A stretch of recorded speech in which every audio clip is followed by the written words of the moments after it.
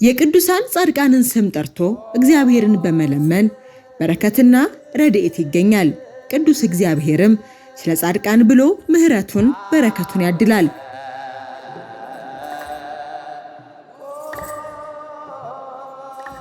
ጻድቃንን ማሰብ፣ ስራቸውን መዘከር ክርስቲያናዊ ሕይወታችንን ያጎለምሳል፣ በነፍስም በስጋም ይታደገናል።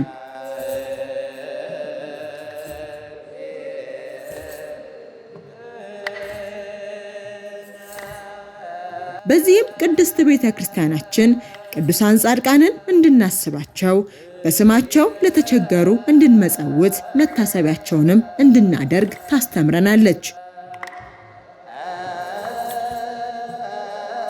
ጌታችን በወንጌሉ ጻድቅን በጻድቅ ስም የሚቀበል የጻድቁን ዋጋ ይወስዳል እንዳለ ቅዱሳን ጻድቃን በሕይወተ ሥጋ ሳሉም ሆነ በሥጋ ካረፉ በኋላ በአጸደ ነፍስ ሆነው በጸሎታቸው ለሚታመኑ በቃል ኪዳናቸው ለሚማጸኑ ምእመናን ወደ እግዚአብሔር በማማለድ ድኅነተ ሥጋ ድኅነተ ነፍስን የሚያስገኙልን አማላጆቻችን አስታራቂዎቻችን ናቸው።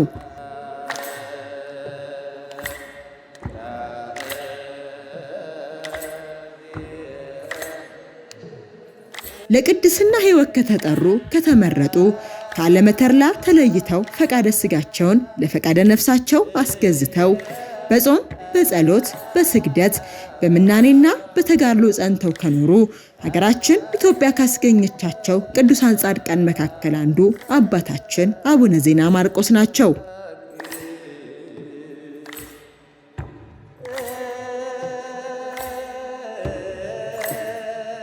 አባታችን አቡነ ዜና ማርቆስ የበርካታ ቅዱሳን አባቶች መገኛ በሆነው በጸሎታቸው ከቀደሱት የበረከት ምድር ሰሜን ሸዋ ሀገረ ስብከት ቡልጋ ደብረ ጽላልሽ እንደተወለዱ ገድላቸው ይነግረናል።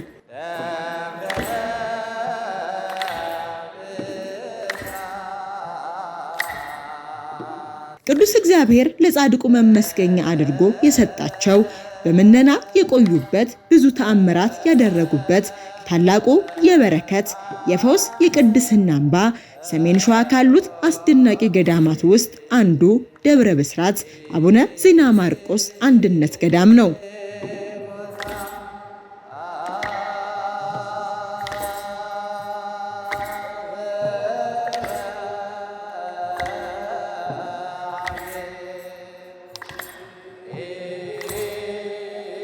ገዳሙ በሰሜን ሸዋ ሀገረ ስብከት ከአዲስ አበባ ከተማ 208 ከደብረ ብርሃን 78 ኪሎ ሜትር በሞረትና ጅሩ ወረዳ ስር ከከተማዋ ኗሪ 13 ኪሎ ሜትር ርቀት ላይ ልዩ ስሙ እንጠራ ቀበሌ ደብር እየተባለ በሚጠራው አካባቢ ይገኛል።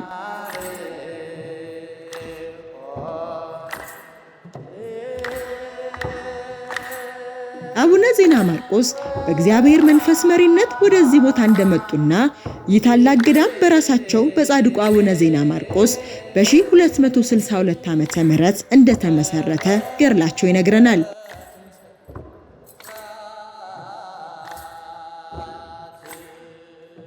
ጸጋ መንፈስ ቅዱስ በበዛለት በዚህ የበረከት ገዳም ጻድቁ አቡነ ዜና ማርቆስ ስለ ጸሎታቸው፣ ስለ ቅድስናቸው በተሰጣቸው ቃል ኪዳን ፀሐይን አቁመው መናንያን የክርስቶስን ቅዱስ ሥጋና ክቡር ደም እንዲቀበሉ የረዱበት ታሪካዊና መንፈሳዊ ቦታ እንደሆነ የቦታው ታሪክ ያስረዳናል።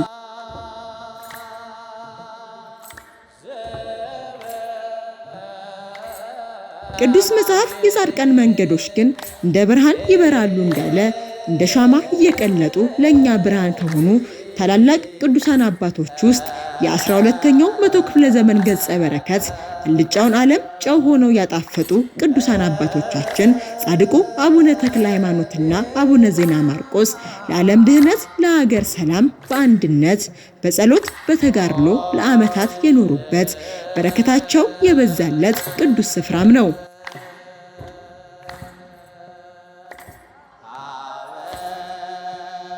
ጻድቁ አባታችን በኪደተ እግራቸው ኢትዮጵያን ዞረው ባርከዋል፣ ቀድሰዋታል፣ ድንቅ ታምራትን አድርገዋል። በተለያዩ አካባቢዎችም አብያተ ክርስቲያናትን አሳንጸዋል፣ በርካቶችን አስተምረው ወደ ቅድስና ሕይወት መልሰዋል።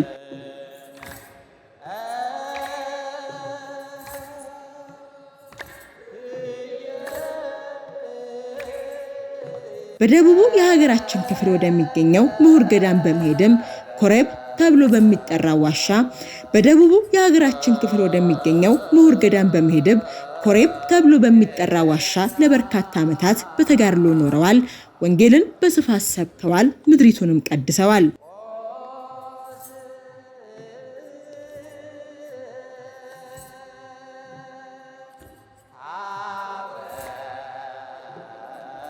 በቅዱስ መጽሐፍ የቅዱሳኑ ሞት በእግዚአብሔር ፊት የከበረ ነው ተብሎ እንደተጻፈ ድካመ ሥጋ ሳይበግራቸው ፍቅር እግዚአብሔር አሸንፏቸው ሰማያዊቷን ሕይወት ሽተው በተጋድሎ ጸንተው ኖረው ጻድቁ አቡነ ዜና ማርቆስ በ140 ዓመታቸው ታኅሳስ 3 ቀን በዚሁ በደብረ ብስራት የክብር ዕረፍታቸው ሆኗል። በየዓመቱ ታኅሳስ 3 የዕረፍታቸው መታሰቢያ በዓል በዚሁ ታላቅ ገዳም ብፁዓን አበው ሊቃነ ጳጳሳት፣ ሊቃውንተ ቤተ ክርስቲያን፣ የጻድቁ ወዳጆች የሆኑ በብዙ ሺህ የሚቆጠሩ ምዕመናንና ምዕመናት በተገኙበት በክርስቶስ መስቀል ባርኮት በታላቅ ድምቀት ይከበራል።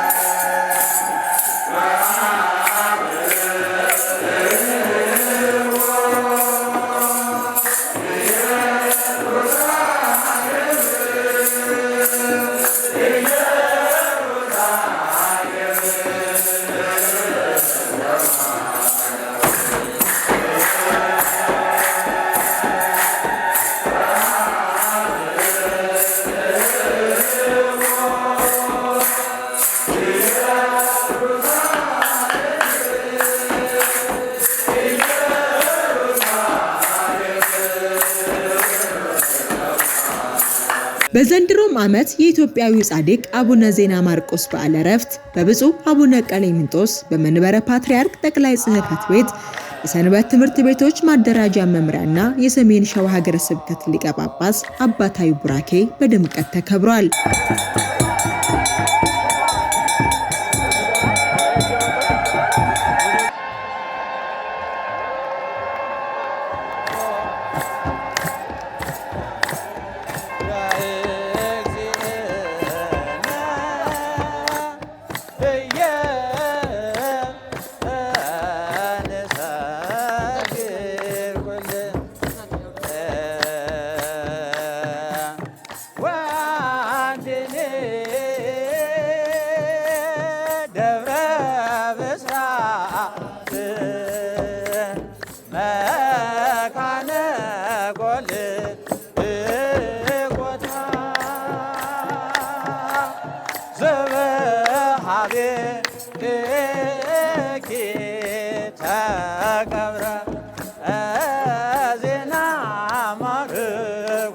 ታቦተ ሕጉ ከመንበረ ክብር ወርዶ በካህናት አባቶች በምዕመናን ዝማሬና እልልታ ታጅቦ ውደት በማድረግ ምዕመናን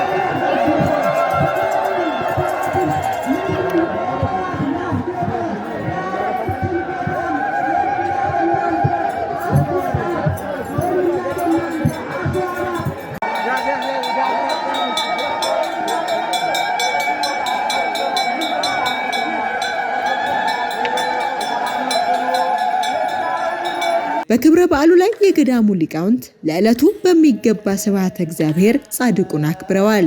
አበኩልና ማርቆስ አበኩልና አባዜና ማርቆስ አስተጋብአነ ለስብሐተ እግዚአብሔር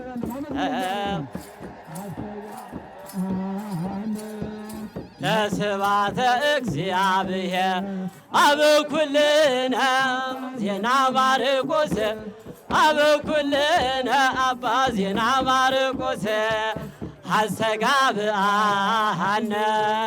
ለስብሐተ እግዚአብሔር አስተጋብአነ ለስብሐተ እግዚአብሔር አበኩልነ አባ ዜና ማርቆስ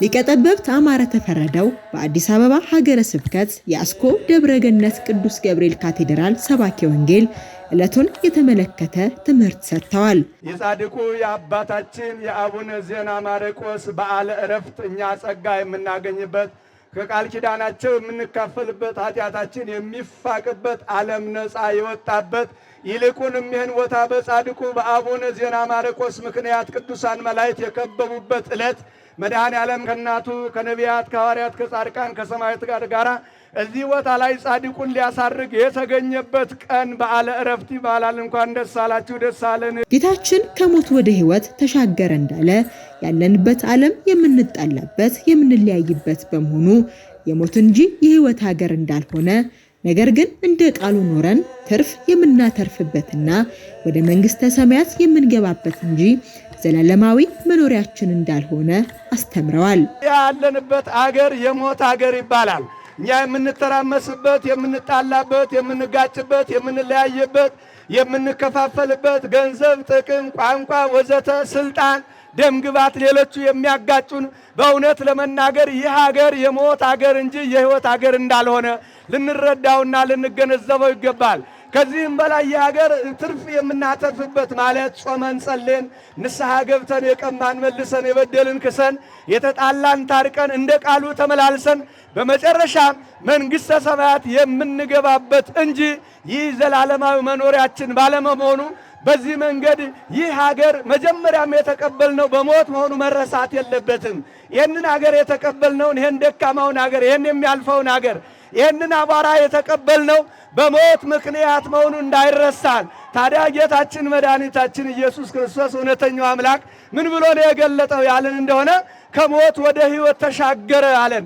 ከሞት ወደ ሕይወት ካለን ሕይወት በመንግሥተ ሰማያት እንጂ በዚህ የለም ማለት ነው። ሞትን ስናነሳ የሥጋ የቁም የፈቃድና የነፍስ ሞት የሚባሉ አራት አይነት ሞት እንዳሉ ከነዚህም ውስጥ የፈቃድ ሞት ዛሬ በዓለ ዕረፍታቸውን የምናከብርላቸው የጻድቁ አባታችን አቡነ ዜና ማርቆስ ሞት ነው።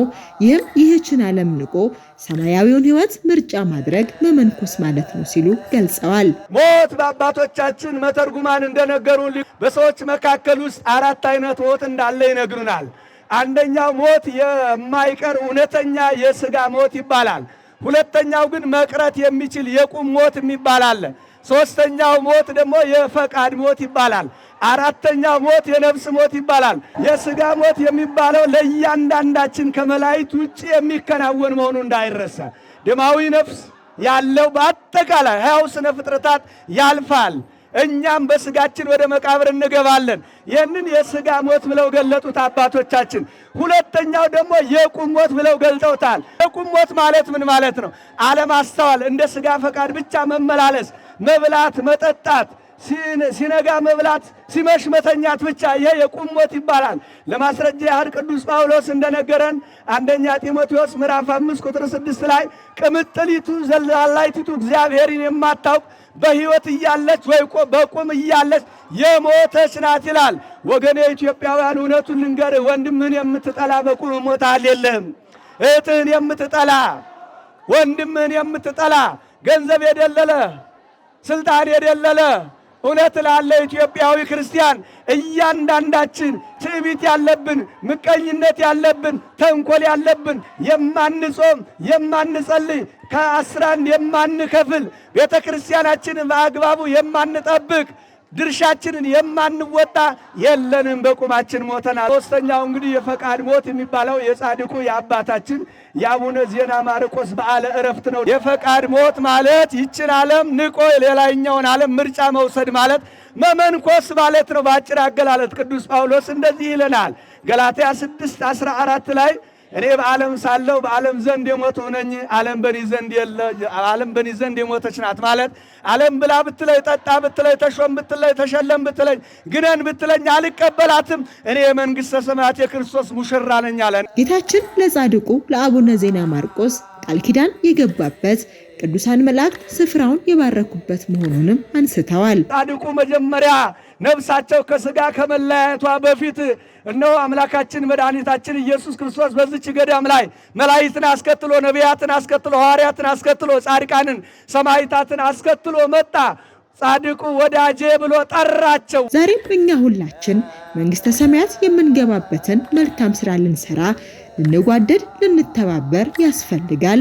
ከሞት ወደ ሕይወት ለመሸጋገርም ክርስትናን ጠንቅቆ ማወቅ፣ እንደ አባቶቻችን መመላለስም ያስፈልጋል ብለዋል። ከሞት ወደ ሕይወት ለመሻገር ክርስትናን ጠንቅቆ ማወቅ ያስፈልጋል፣ እንደ አባቶቻችን መመላለስ። የትላንትና ኢትዮጵያ ደብዘዝ ብላለች። አሁን ፍቅር የለም፣ መተሳሰብ የለም፣ መደማመጥ የለም፣ መከባበር የለም። እናትና አባት አይከበርም፣ አባቶች አይከበሩም። ይህን ታሪክ እንዲመልስልን የአባቶቻችን ታሪክ ወደ ኋላ መለስ ብሎ ማየት ያስፈልጋልና ስለዚህ ከሞት ወደ ሕይወት የተሻገሩበት የጻድቁ የአባታችን ለእኛም ቃል ኪዳን የተቀበልንበት ቀን ነው። እንኳን ደስ አላችሁ።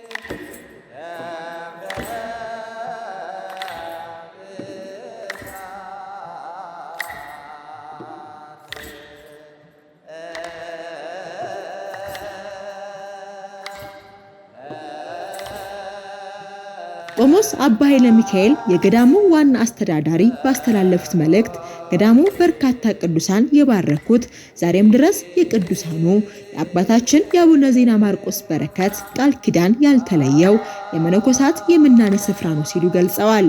ይህ ቦታ ታሪካዊ፣ ጥንታዊ፣ ብዙ ቅዱሳን የነበሩበት፣ ብዙ ገቢረ ተአምራት የሰሩበት፣ ብዙ አበው የሚኖሩበት ገዳም ነው።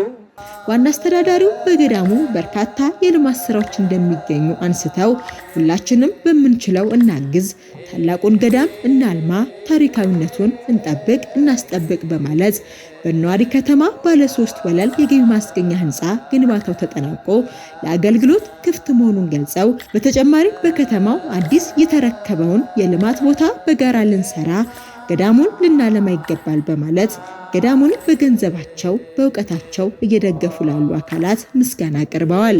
ይህ ገዳም ብዙ ስራዎች፣ ብዙ ልማቶች አሉ።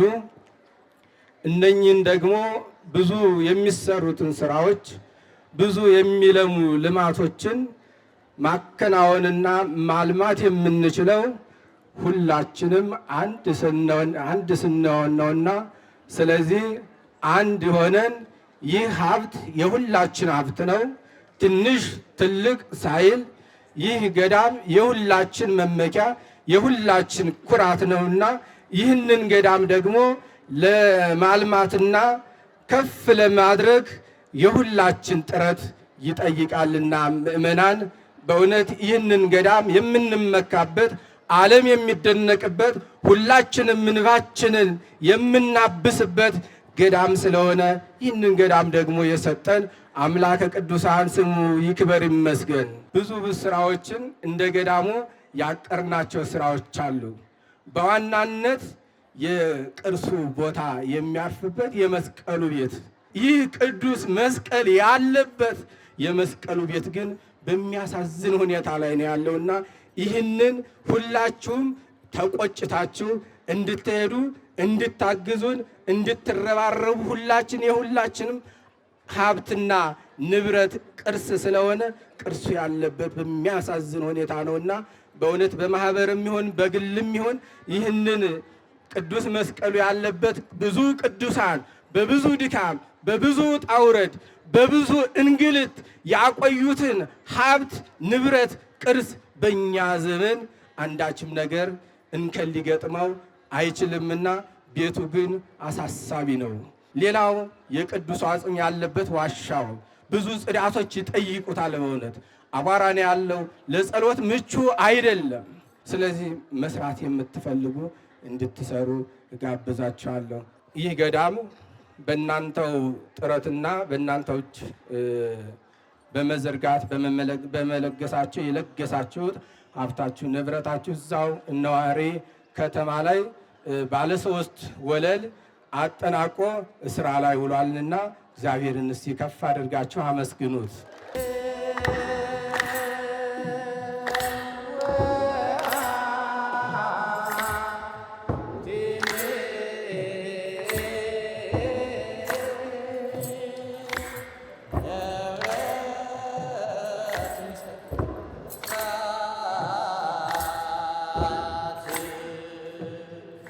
ብፁዕ አቡነ ቀሌምንጦስ የሰሜን ሸዋ ሀገረ ስብከት ሊቀ ጳጳስ ባስተላለፉት አባታዊ መልእክት የአቡነ ዜና ማርቆስ በዓለ ዕረፍት ታሪክን አንስተው ይህች ዕለት የበረከት ዕለት ናት፣ አምላካችን ለሰው ልጆች ሰላም፣ በረከት፣ ፍቅርን የሚያድልበት የጠፋው የሚገኝበት ነው ብለዋል። የበረከት ዕለት ነው ይሄ ዕለት ማለት ነው። አምላካችን በረከት የሚያድልበት፣ ለሰው ልጆች ሰላም የሚያድልበት፣ ለሰው ልጆች ፍቅር የሚያድልበት፣ የጠፋው የሚገኝበት፣ የሻከረው የሚለሰልስበት ቀን ነው ወገኖቼ። የቆምንባት የቃል ኪዳን የበረከት ስፍራ ናት ያሉት ብፁዕነታቸው እግዚአብሔር አምላካችን ለጻድቁ አቡነ ዜና ማርቆስ በርካታ ቃል ኪዳን እንደገባላቸው አውስተው እኛም ዛሬ የአባታችን አቡነ ዜና ማርቆስ ቃል ኪዳን ተሳታፊ ነን ሲሉ ገልጸዋል። በጻድቁ ቃል ኪዳን ሁላችንም አምነን እዚህ ቅዱስ ስፍራ ዛሬ የተሰበሰብነው አባታችን አቡነ ዜና ማርቆስ በዕረፍታቸው ጊዜ የነበረውን ታምራት የነበረውን ድንቅ ምስጢር በዓይነ ሕሊና እየቃኘን ያለነው ማለት ነው ወገኖቼ። ይቺ ምድር የቃል ኪዳን ምድር ናት፣ የበረከት ምድር ናት። አምላካችን እዚህ ቦታ የረገጠው ብቻ ሳይሆን ማለት ነው በስሙ የተማጸነውን በስሙ በቃል ኪዳኑ ያመነውን ሁሉ ንስሐ ሳይገባ እግዚአብሔርን ሳይጠይቅ በኃጢአት እንዳለ እንዳይሞት እግዚአብሔር ቃል ኪዳን ሰጥቷቸዋል። አባታችን ንስሐ ሳይገባ ኃጢአቱ ሳይወገድለት ከሞት በሞት እንዳይጠራ እግዚአብሔር ለአባታችን ለጻድቁ ቃል ኪዳን ገብቶላቸዋል። ስለዚህ እዚህም ያለን የቆምን ሁላችንም በቃል ኪዳናችን ያመነ የተማጸነ ሁላችንም የአባታችን የቃል ኪዳን ተሳታፊ ነን ማለት ነው። እግዚአብሔር አምላካችን በሳቸው ቃል ኪዳን ካመንን ንስሐ ሳንገባ ምንም ኃጢአት ብንሰራ ምንም ክፋት ብንፈጽም ኃጢአት ብንሰራ ከእግዚአብሔር ብንለይ ከሰውም ብንለይ እግዚአብሔር ለንስሐ ሞት ያበቃን ያላበቃችኋል ማለት ነው ወገኖቼ። እንኳን ደስ አላችሁ ሁላችሁም። ዘውትር ቅዱስ እግዚአብሔርን ደጅ የምንጠናው ሰማያዊ ሀብትን በረከትን ሽተን ነው። እናንተም ከዚህ ቅዱስ ስፍራ የቆማችሁ የክርስቶስ ሰራዊት የአባታችን የአቡነ ዜና ማርቆስ የቃል ኪዳን ልጆች ናችሁና እንኳን ደስ ያላችሁ ብለዋል። ደጅ የምንጠናው ከእግዚአብሔር በረከት ነው። ሰማያዊ ሀብት ነው። ሰማያዊ በረከት ነው። ምድራዊ ይጠፋል፣ ምድራዊ ይሄዳል፣ ይነጠቃል፣ በሞት በሕይወት ይለወጣል። ምድራዊው ሰማያዊ ሀብት ነው ደጅ የምንጠና ወገኖቼ። እዚህ ያላችሁ ሁላችሁም የሰማያዊ ሰራዊት የክርስቶስ ሰራዊቶች ክርስቶስ ደጅ የምትጠኑ የአባታችን የቃል ኪዳን ልጆች ናችሁ እዚህ የተሰበሰባችሁ። ቅዱስ መጽሐፍ በበጎ መኖር እንድትችሉ መልካሙን ነገር ተመኙ እንዳለ መልካም ነገር ሁሉ ከእግዚአብሔር እንዲሁም ከሰው ያገናኛል፣ ያስታርቃል።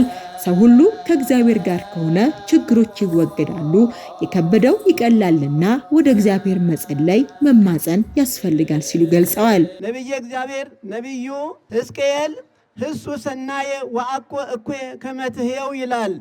መልካሙን ነገር ተመኙ ነው የሚለው።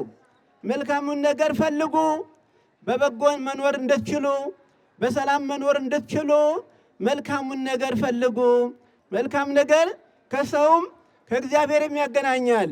በጎ ነገር ከሰውም ከመላእክትም ያገናኛል። በመካከል ላይ ሰላም ይፈጠራል ማለት ነው። ሰው ሁሉ ከእግዚአብሔር ከተለየ እግዚአብሔርም ይለያል ከሰዎች። ሰው ከእግዚአብሔር ጋር ከኖረ እግዚአብሔር ከሰዎች ጋር ይኖራል ወገኖቼ። ስለዚህ ነው መልካሙን ሹ ይላል፣ መልካሙን ፈልጉ በበጎ መኖር እንድትችሉ ይላል። ወይሄሉ እግዚአብሔር ምስለክሙ፣ እግዚአብሔር ከእናንተ ጋር ይኖራል ይላል። እግዚአብሔር ከሁላችን ጋር ይኖር። እግዚአብሔር ከኛ ጋር ከሆነ ከሰው ልጆች ጋር ከሆነ ችግሮች ይወገዳሉ፣ አያሸንፉም። መከራዎች፣ ፈተናዎች ቢመጡም ቢበዙም እግዚአብሔር ከኛ ጋር ከሰዎች ጋር ከሆነ ችግሩ ይቀላል፣ የከበደው ይቀላል ወገኖቼ። ወደ እግዚአብሔር ሰዎች ሁሉ ወደ እግዚአብሔር መማፀን ያስፈልጋቸዋል። ወደ እግዚአብሔር መጮህ ያስፈልጋቸዋል።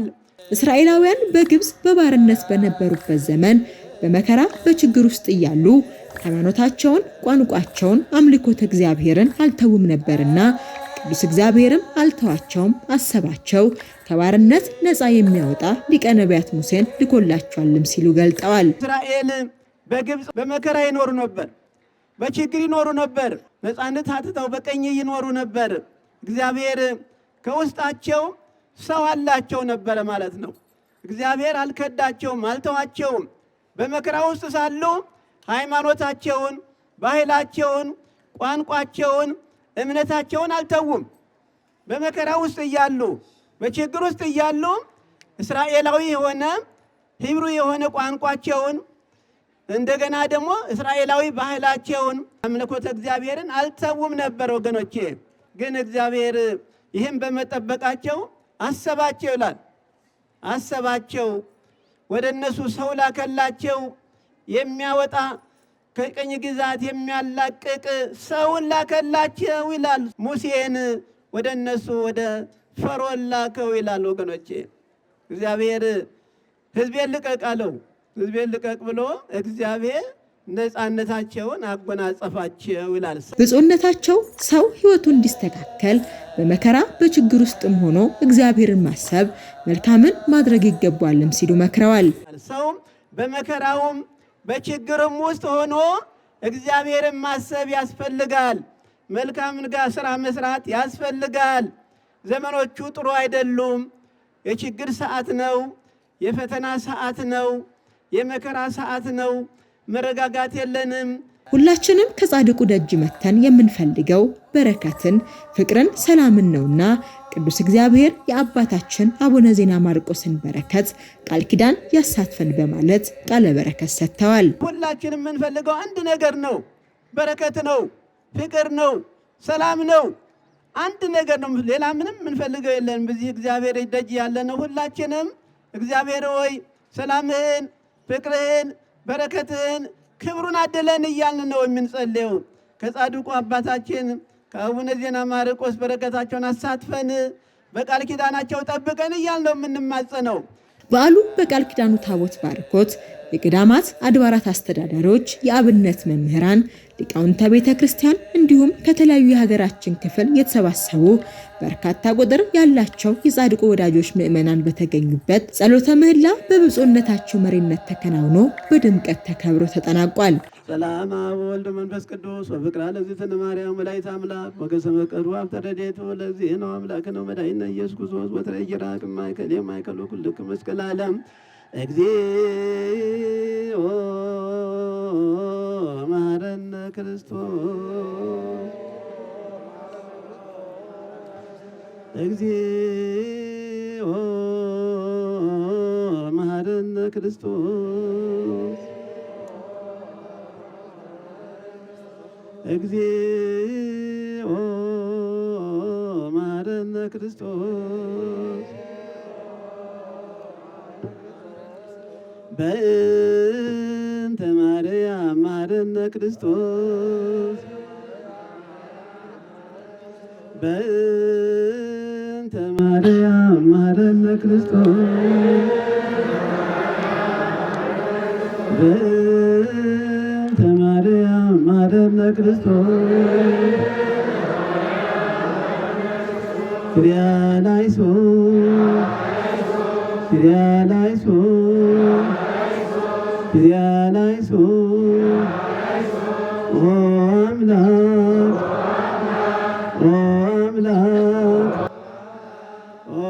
አምላክ ኦ ክርስቶስ ኦ ክርስቶስ ኦ ክርስቶስ ያድነነ ምሕረቱ ይሰውረነ በምሕረቱ በእንተ ማርያም ወላዲቱ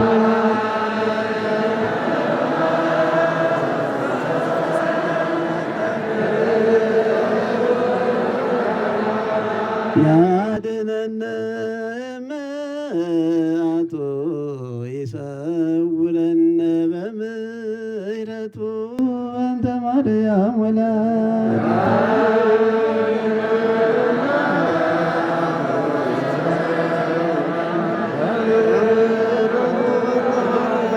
ያድነነ ምሕረቱ ይሰውረነ በምሕረቱ በእንተ ማርያም ወላዲቱ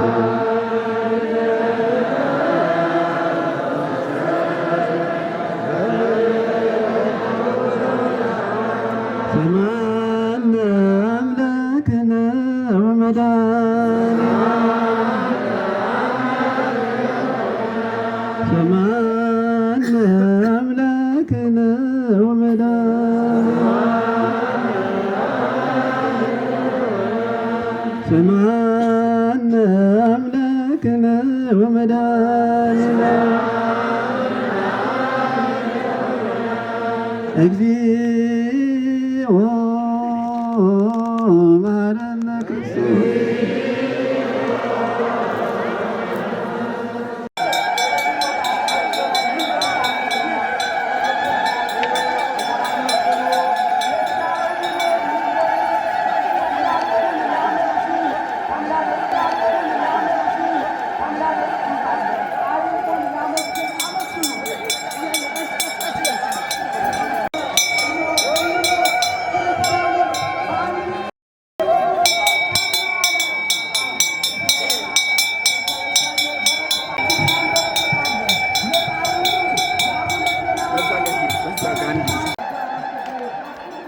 ብፁዕ አቡነ ቀሌምንጦስ የሰሜን ሸዋ ሀገረ ስብከት ሊቀ ጳጳስ በዚሁ ታላቅ ገዳም የ160 የአብነት ደቀ መዛሙርት የዲቁና ለ11 ዲያቆናት የቅስና እንዲሁም ለአንድ መነኩሴ የቁምስና ስልጣነ ክህነት ሰጥተዋል።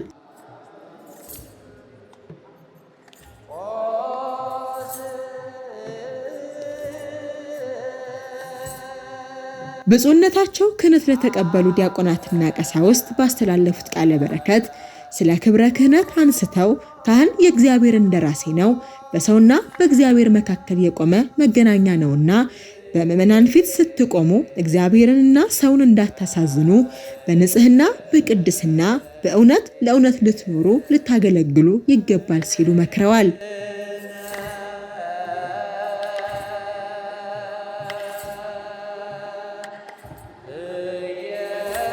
ካህናት ስለ ዓለም፣ ስለ ሰላም፣ ስለ ሰው ልጆች በአጠቃላይ ለፍጥረታት ሁሉ የሚጸልዩ ዘወትር ከቤተ እግዚአብሔር የማይለዩ ናቸው።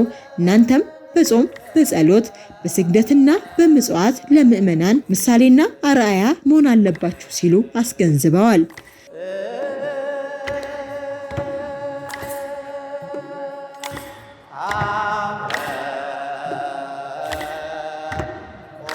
ብፁዕነታቸው ዲቁና የተቀበላችሁ ከክፋት ከመጥፎ ሥራ በመራቅ ትህትናን መታዘዝን ገንዘብ በማድረግ በመንፈሳዊም በዘመናዊ ሙቀት ታንጻችሁ ቤተክርስቲያንን በቅንነት ልታገለግሉ ይገባል በማለት መክረዋል።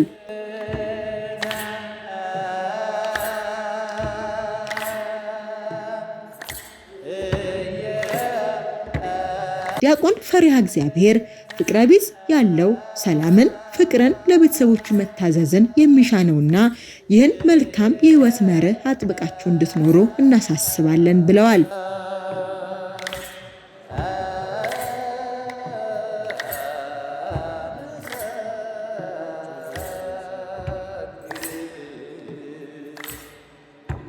የቤተ ክርስቲያናችን ዓይን የተባሉ ስመጥር ሊቃውንት መገኛ የተአምራት የፈውስ መካን ደብረ ብስራት አቡነ ዜና ማርቆስ ገዳም ዳግም ከዚህ ቅዱስ ስፍራ ለመድረስ ለመባረክ እግዚአብሔር አምላካችን ይፍቀድልን።